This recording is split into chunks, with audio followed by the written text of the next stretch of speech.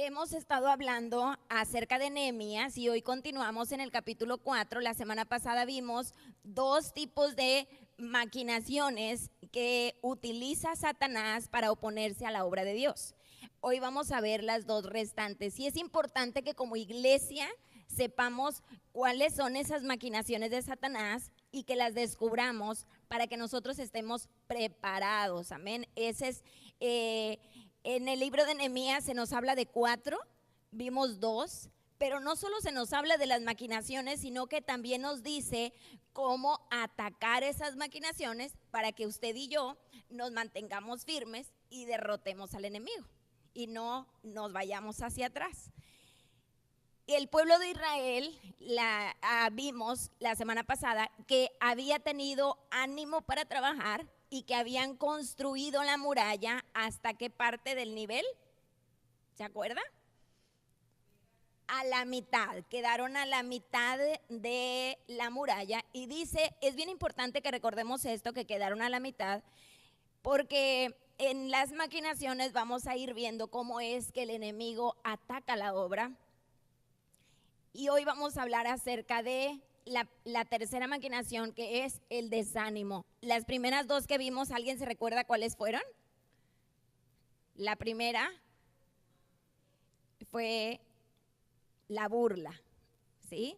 La burla, y la burla vimos que estaba en 4 etapas, ¿verdad? Que se burla de la persona, se burla de los recursos, se burla del trabajo y aparte se burla del resultado final. Y la otra maquinación que vimos, aparte de la burla, fue la intimidación.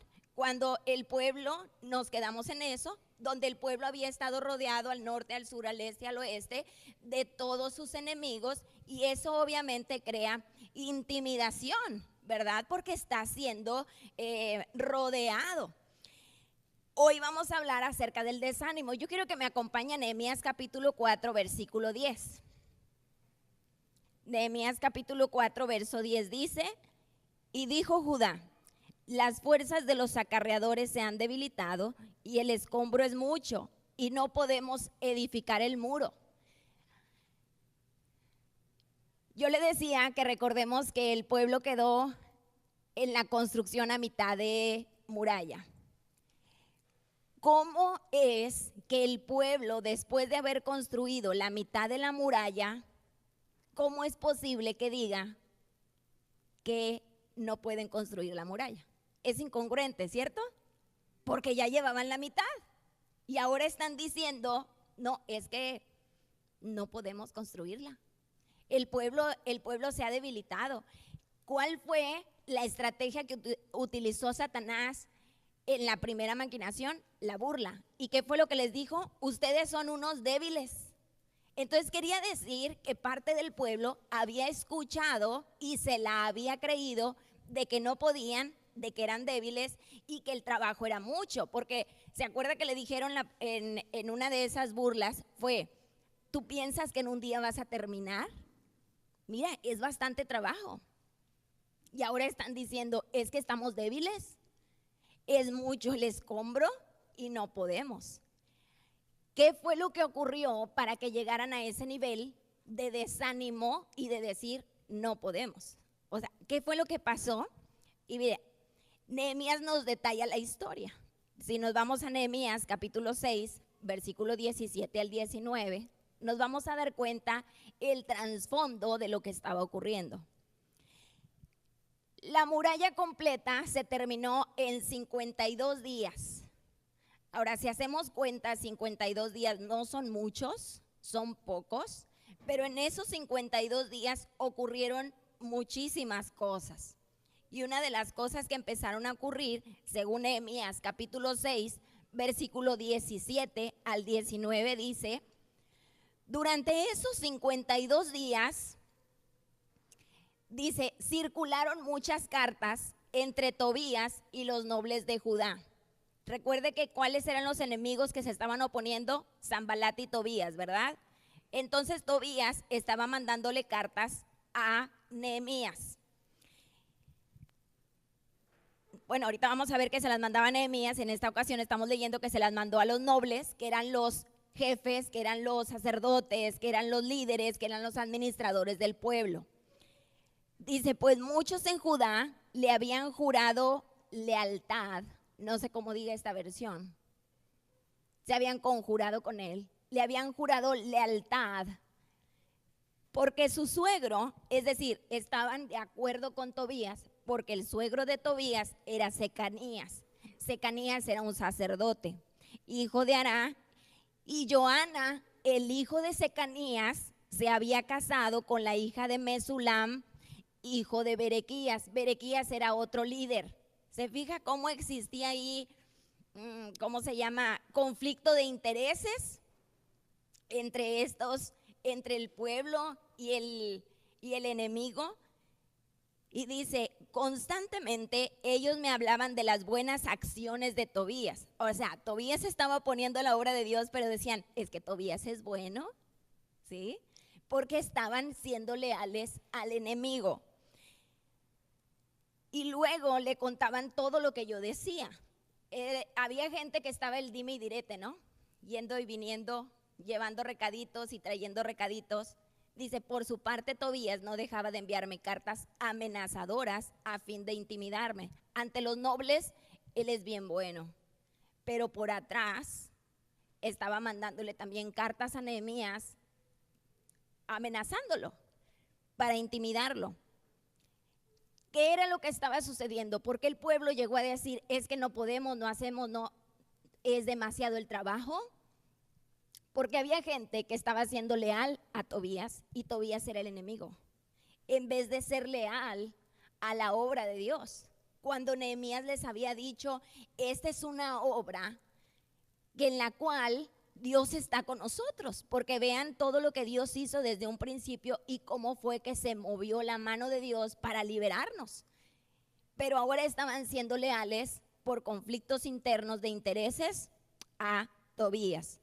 Y por lo regular, las presiones externas afectan nuestro interior. ¿Cuántos no por una presión externa del trabajo o una presión externa de la sociedad, nosotros somos afectados y nos cambia el humor, por ejemplo?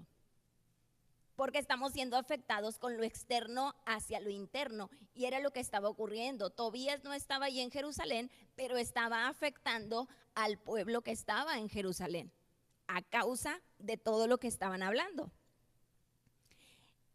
Otra de las cosas que estaba ocurriendo para que el pueblo llegase a eso y cómo es que Tobías no quería perder el control es porque había cuestión económica, había dinero, y siempre donde se mueve el dinero hay problemas, ¿verdad? Donde nadie quiere perder, nadie quiere dejar de ganar, y hay problemas porque nadie quiere ceder.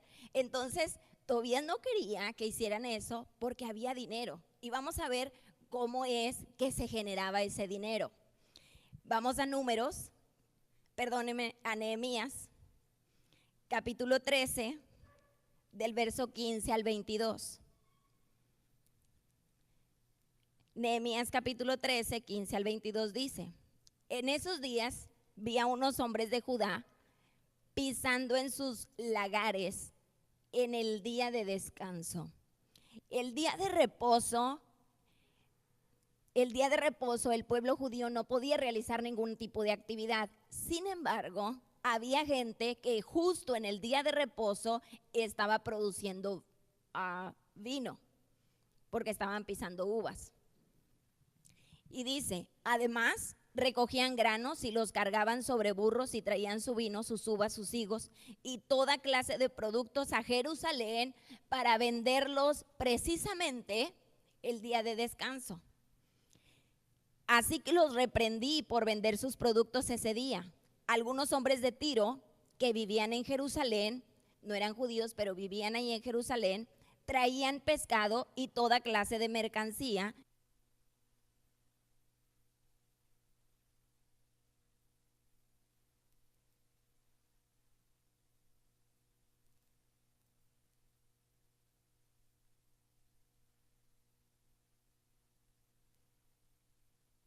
Sé que en Jerusalén.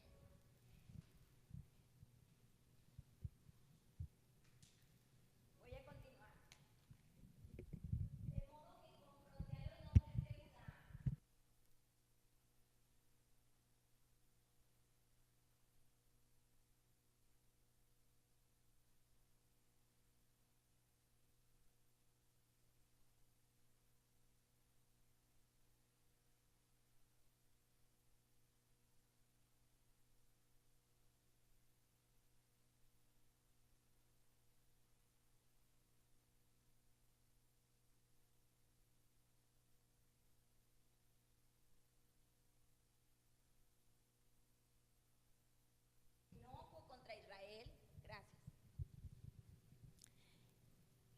El pueblo lo que estaba haciendo era que estaba profanando el día de descanso, el día de reposo. Por cuestiones, ¿se acuerdan la primera clase que vimos que cómo es que el pueblo fue llevado cautivo? Cuando Nehemías hizo suyo el pecado de sus antepasados, porque los antepasados no respetaron la ley de Dios. Y por cuanto no respetaron la ley de Dios, Dios los hizo que se dispersaran en diferentes naciones. Ahora, lo que estaba haciendo el pueblo aquí era que no estaba respetando el día de descanso, el día de reposo, la ley de Dios. Y Nehemías les dice, oye, acabamos de salir y con lo que tú estás haciendo, estás provocando nuevamente la ira de Dios. No has aprendido la lección. Por lo que hicieron antes los antepasados, pasó lo que pasó. Ahora tú vuelves y caes en lo mismo. No es posible. Los reprendió y tomó acciones.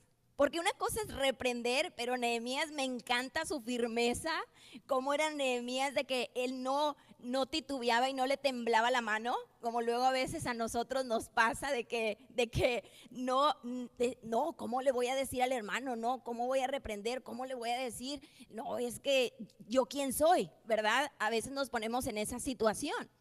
Pero Nehemías no le tembló la mano ni dudó, sino que dijo, de ahora en adelante me cierran todas las puertas los viernes y no me dejan entrar a nadie. El que se quedó fuera, pero el día de descanso se respeta.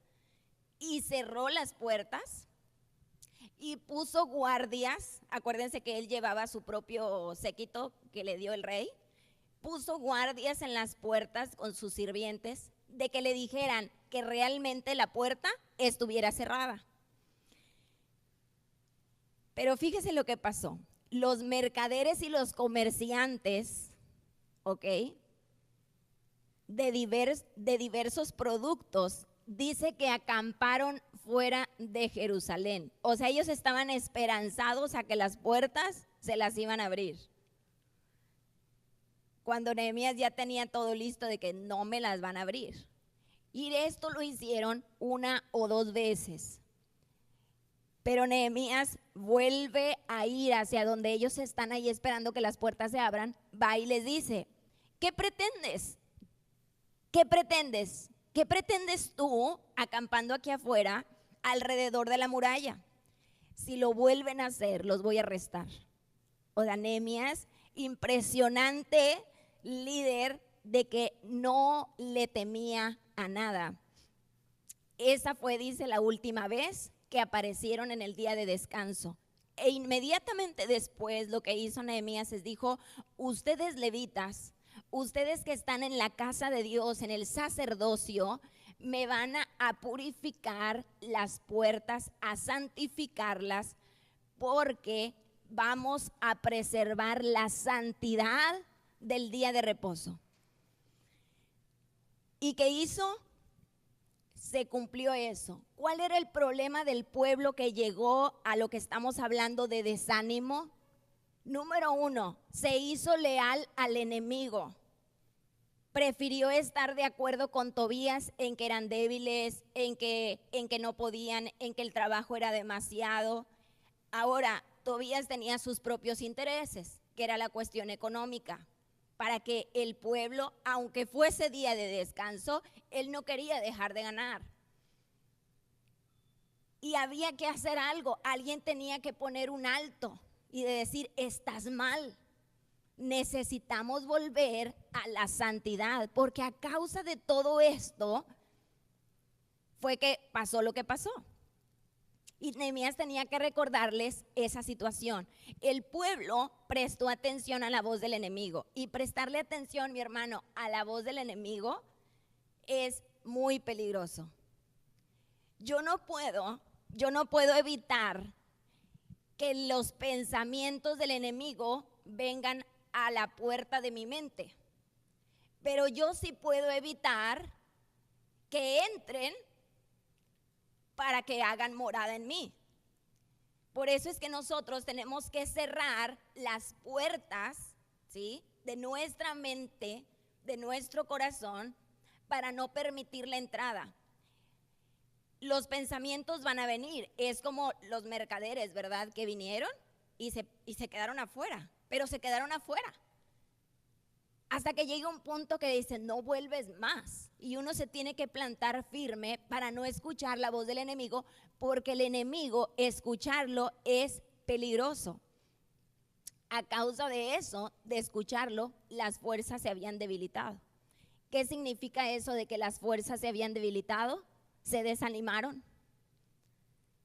¿Verdad que cuando usted anda con mucho entusiasmo, porque dice que el pueblo tuvo ánimo para construirlo hasta la mitad, ¿verdad que cuando andamos con mucho entusiasmo, así andemos cansados, andemos desvelados, andemos como andemos? Hay algo que nos impulsa y nos motiva a hacerlo. Pero cuando andamos desanimados, cabizbajos, mire, no vamos a hacer nada. Como que se nos hace cansado, se nos hace pesado, nos cuesta. Y eso fue lo que le pasó al pueblo. Y no podemos permitir que el desánimo venga, porque el desánimo tiene consecuencias. El decir no podemos tiene consecuencias. Acordémonos del pueblo de Israel cuando estaba en Cades Barnea para acceder a la tierra prometida, y Moisés envía a 12 de sus espías, a 12 espías, uno por cada tribu, y los envía a la región a que fueran a reconocer la tierra. Regresan estos 12 espías y yo quiero que usted me diga cuántos espías regresaron con buenas noticias. Solamente 2. El resto, los 10, dice la palabra en Números 32:9, que desanimaron al pueblo para que no entrara a la tierra que el Señor ya les había dado. Qué impresionante que teniéndolo ya para entrar, alguien venga y diga, no podemos. Es que no podemos pelear con ellos porque ellos son un pueblo grande, ellos allí hay gigantes. No podemos luchar contra ellos, no podemos, porque ante sus ojos nosotros somos como langostas. Ellos es un pueblo más fuerte. Y ver el problema, ver la situación y vernos a nosotros mismos en nuestra naturaleza humana, crea desánimo, crea duda y crea inconsistencia. Y dice la palabra en Santiago 1, Santiago capítulo 1, versículos 5 al 8, donde nos habla y dice que si alguno tiene falta de sabiduría, nosotros se la pidamos a Dios. ¿Qué nos está diciendo? Que por supuesto no tenemos sabiduría. O sea, eso es de antemano, que no tenemos sabiduría. Por eso nos dice, pero pídesela a Dios y Él te la va a dar abundantemente y sin reproche. Pero luego dice, pida con fe, no dudando nada. Porque aquel que duda es como las olas del mar agitadas que van de un lado para otro. Y quien piensa de esa manera, dice, es indeciso, es inconstante en todo lo que hace. El desánimo, un día usted puede estar súper animado, súper espiritual y decir, no, yo voy a hacer esto, voy a levantarme, no, yo voy a convocar a una reunión de oración y yo voy a invitar a los hermanos y vamos a hacer esto y vamos a hacer lo otro. Al siguiente día dice, ay no, ¿por qué lo hice? Y ahora tengo que ir porque ¿quién me manda a andar abriendo la boca? ¿No? Por ejemplo, esa es una persona de doble ánimo y una persona de doble ánimo no va a llegar a ningún lado. Y necesitamos, dijimos que el desánimo viene porque estamos escuchando al enemigo, porque nos vemos a nosotros mismos que no podemos o porque vemos el problema que es demasiado grande. Y necesitamos dejar de ver eso y empezar a ver hacia arriba, voltear a ver a Dios, que Él es grande. La cuarta maquinación. La cuarta maquinación es el temor. El temor. Y el temor atacó al pueblo de Israel. Vamos ahí al versículo 11 del capítulo 4, que dice, y nuestros enemigos dijeron, no sepan ni vean hasta que entremos en medio de ellos y los matemos y hagamos cesar la obra. Versículo 12. Pero sucedió que cuando venían los judíos que habitaban entre ellos, nos decían hasta 10 veces, de todos los lugares de donde volvieres, ellos caerán sobre vosotros. Había temor, porque empezaron a recibir noticias de que estaban rodeados. Y aquí hay dos cosas o dos frentes que podemos atacar.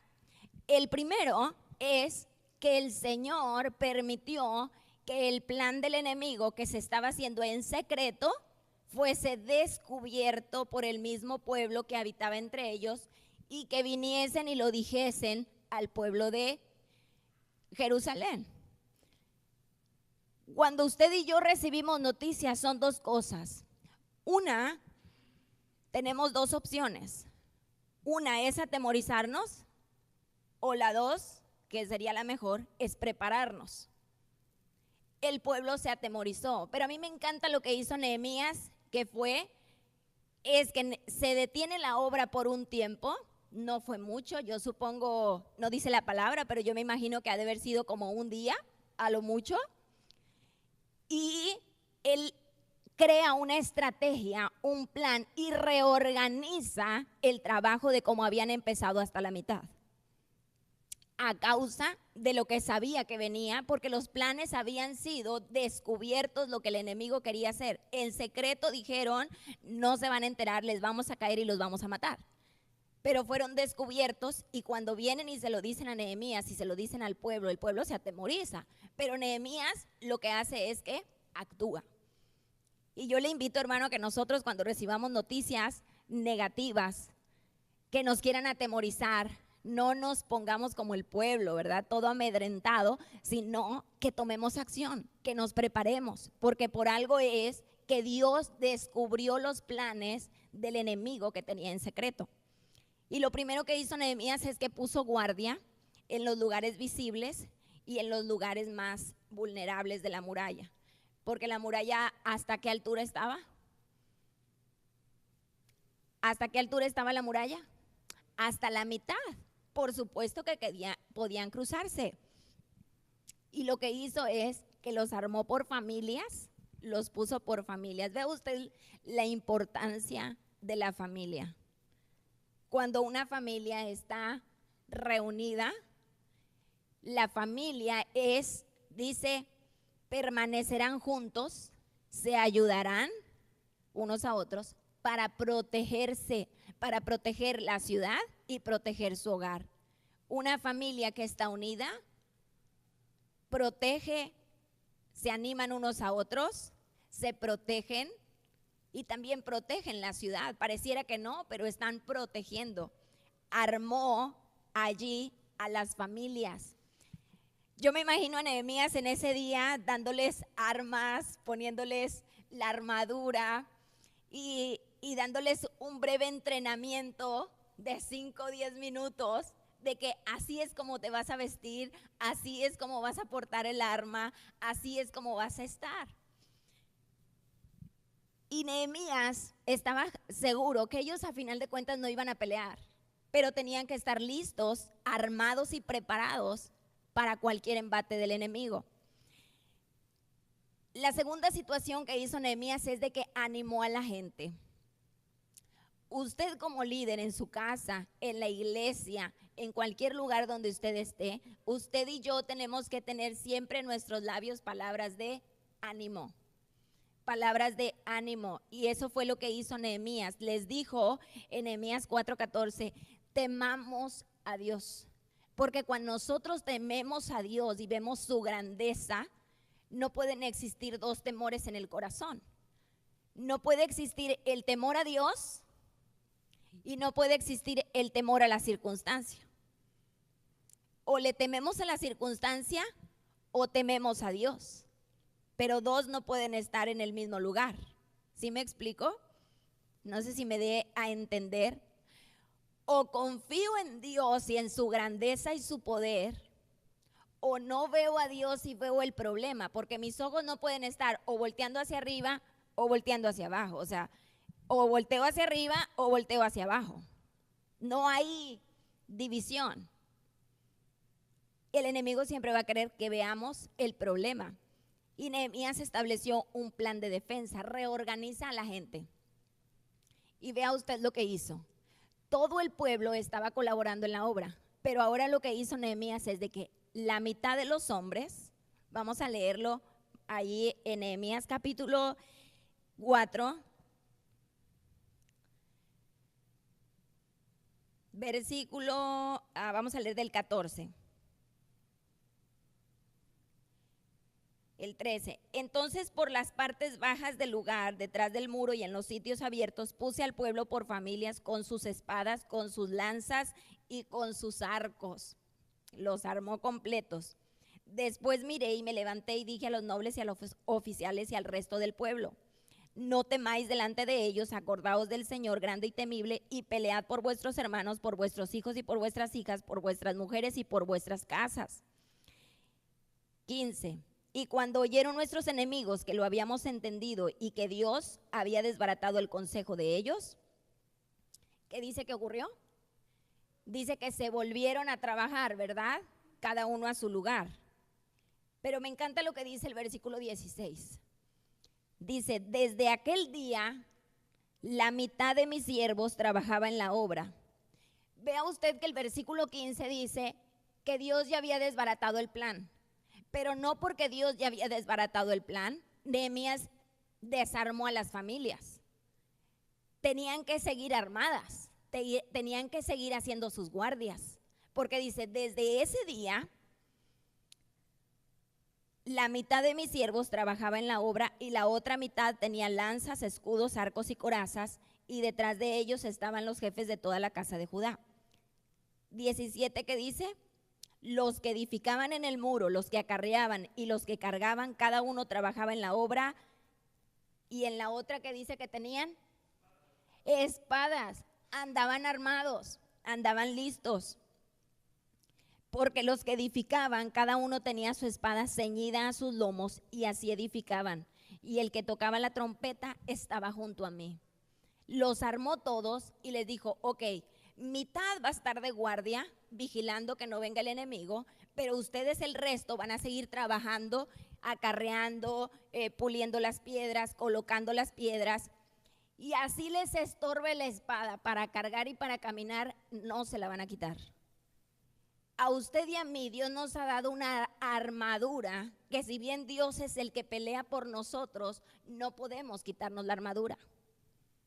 No podemos quitarnos la armadura de Dios que nos habla en Efesios capítulo 6. No lo vamos a ver ahorita, el tiempo lo tengo limitado, pero véalo usted, tenemos esa armadura y es la misma que aquí está utilizando Nehemías, aunque en forma física, usted y yo la tenemos en forma espiritual. Aún ya que Dios fue el que peleó por ellos, ellos tenían que seguir trabajando con la armadura, no sin la armadura. Y a veces nosotros queremos servir a Dios, pero no prepararnos espiritualmente. Y no podemos caer en el activismo. Ese es un problema. Yo no puedo mantenerme trabaje y trabaje y siendo muy activo en la iglesia y estar descuidando mi armadura espiritual. Como iglesia no podemos caer en eso. Porque una cosa es estar activo aquí en la iglesia y sin orar y ayunar y leer la palabra. No es posible, no puede ser eso. Así que Nehemías siempre estuvo animando al pueblo, le dio la estrategia y les dijo: miren, estamos muy dispersos porque somos pocos. Va a haber una persona a mi lado que va a tocar la trompeta, ese va a ser el sonido de la alarma cuando nosotros veamos que venga el enemigo. Y todo el pueblo no se va a poner a pelear. Les dijo: todo el pueblo va a venir a donde escuche el sonido de la alarma. Eso que nos dice a nosotros, iglesia, que no luchamos solos, que tenemos a Dios, pero hay un lugar específico que tenemos que estar. No podemos quedarnos solos y no estamos solos. hay un pueblo que nos respalda y con el cual nos podemos unir para combatir, si es que tenemos que combatir, porque Nehemías le dijo al pueblo, Dios peleará por nosotros. Solamente lo que tenía que hacer el pueblo era ¿qué? Obedecer al sonido de la trompeta. Y una de las cosas para escuchar el sonido, ¿qué tenía que estar haciendo el pueblo? Estar atento, ¿verdad? Estar atento.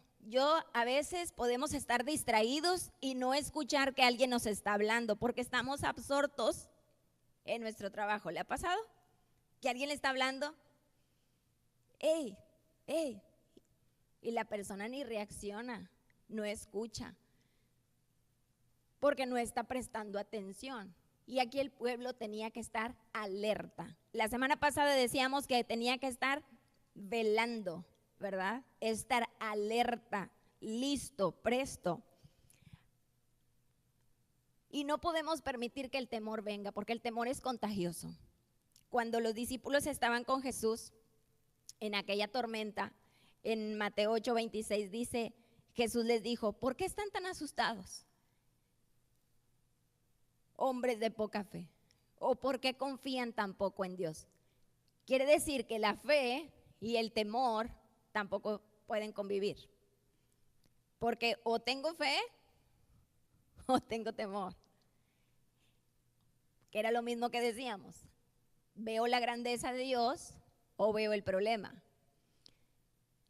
El temor es contagioso. ¿Qué fue lo que pasó con los espías?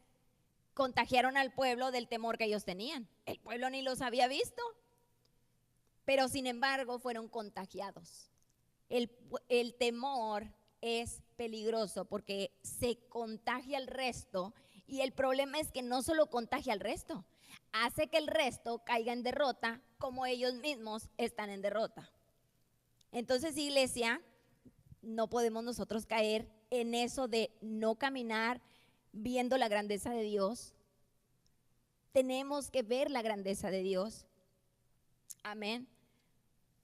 Y ver lo que hizo David cuando enfrentó a Goliat. Voy a leer esta escritura, dice David en 1 Samuel 17, 45 al 47, David le respondió al filisteo, tú vienes contra mí con espada, lanza y jabalina, pero yo vengo contra ti en el nombre del Señor, en el nombre de Jehová de los ejércitos. Él supo en quién poner su mirada, a pesar de que tenía enfrente a Goliat. No vio el problema, no vio la situación, sino vio la grandeza de Dios. Y usted y yo necesitamos ver la grandeza de Dios. Aunque el enemigo nos traiga malas noticias, ver la grandeza de Dios. Nuestros enemigos, dice Nehemías, se enteraron de que conocíamos sus planes, pero era porque Dios había destruido los planes, los había frustrado. Yo quiero concluir con este pasaje, Salmo 33, 10 al 11. Dice la escritura en la Nueva Traducción Viviente, el Señor frustra los planes de las naciones y hace fracasar todas sus intrigas. Y me encanta la segunda parte.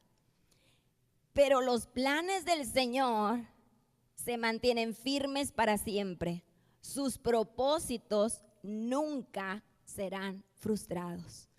Y qué bendición tener a ese Dios grande, fuerte, poderoso de nuestro lado, que el plan que tiene para usted en su vida espiritual, en su vida ministerial, en su vida personal, si Dios tiene un propósito para usted, el enemigo no lo puede frustrar.